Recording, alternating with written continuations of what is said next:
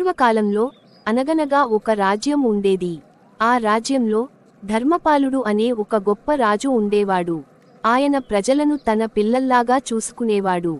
ఒకసారి ఆ రాజ్యాన్ని ఒక పెద్ద కరువు చుట్టుముట్టింది. అప్పుడు రాజు ప్రజల కష్టాలు తీర్చడానికి ఎన్నో ప్రయత్నాలు చేశాడు. తన ఆస్థానంలోని అందరినీ పిలిచి సమస్యకు పరిష్కారం కనుగొనమని కోరాడు. చివరికి ఒక పండితుడు ఒక దూరపు కొండపై ఉన్న ఒక మహిమాన్వితమైన నది గురించి చెప్పాడు.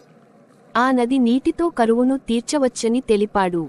రాజు వెంటనే కొంతమంది సైనికులను పంపించి ఆ నదిని కనుగొని నీటిని తీసుకురావాలని ఆజ్ఞాపించాడు. వారు ఎన్నో కష్టాలు పడి చివరికి ఆ నదిని కనుగొన్నారు.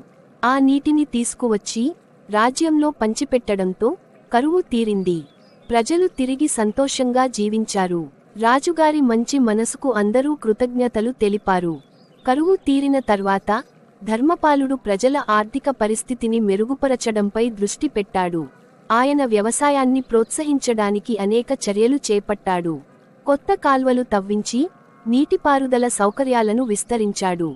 దీంతో పంటలు పుష్కలంగా పండి ప్రజల జీవనోపాధి మెరుగుపడింది. రాజుగారు విద్యకు కూడా చాలా ప్రాధాన్యత ఇచ్చారు. రాజ్యంలోని పిల్లలందరూ చదువుకోవడానికి పాఠశాలలను నిర్మించారు. కళలు, హస్తకళలను కూడా ప్రోత్సహించారు. ధర్మపాలుడి పాలనలో రాజ్యం సుభిక్షంగా మరియు శాంతియుతంగా వర్ధిల్లింది. ఆయన పరిపాలన గురించి ప్రజలు ఎప్పటికీ గుర్తుంచుకున్నారు. ధర్మపాలుడి పాలనలో రాజ్యం సుసంపన్నమైంది మరియు విస్తరించింది. ఆయన చుట్టుపక్కల రాజ్యాలతో మైత్రీ సంబంధాలను ఏర్పరచుకున్నాడు మరియు తన సామ్రాజ్యాన్ని విస్తరించాడు. అయితే ఈ పెరుగుదల కొంతమంది రాజులలో అసూయను కలిగించింది. పొరుగు రాజ్యమైన శత్రునగరం రాజు ధర్మపాలుడి రాజ్యంపై దండెత్తాలని నిర్ణయించుకున్నాడు. భారీ సైన్యంతో దండెత్తి నగర సరిహద్దులను చుట్టుముట్టాడు. ధర్మపాలుడు ఈ విషయానికి తెలుసుకొని కలత చెందాడు. కాని తన ప్రజలను కాపాడాలని నిశ్చయించుకున్నాడు. ఆయన తన సైన్యాన్ని సిద్ధం చేసి శత్రువును ఎదుర్కోవడానికి బయలుదేరాడు. భీకరమైన యుద్ధం జరిగింది. ఎన్నో ప్రాణాలు కోల్పోయారు. చివరికి ధర్మపాలుడి సైన్యం విజయం సాధించింది.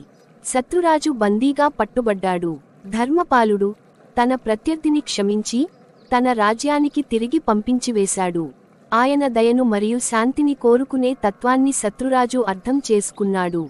అప్పటినుండి రెండు రాజ్యాల మధ్య శాంతియుత సంబంధాలు నెలకొన్నాయి.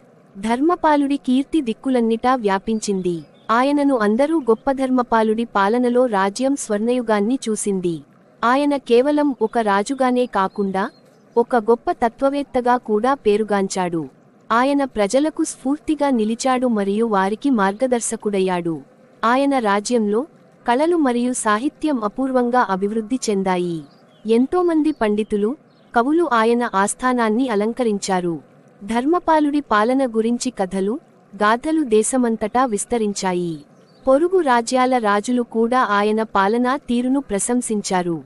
ఒకానొక సమయంలో సుదూర దేశం నుండి ఒక జ్ఞాని ధర్మపాలుడిని కలవడానికి వచ్చాడు. ఆ జ్ఞాని రాజుకు జీవితంలోని ఎన్నో విలువైన విషయాలను బోధించాడు.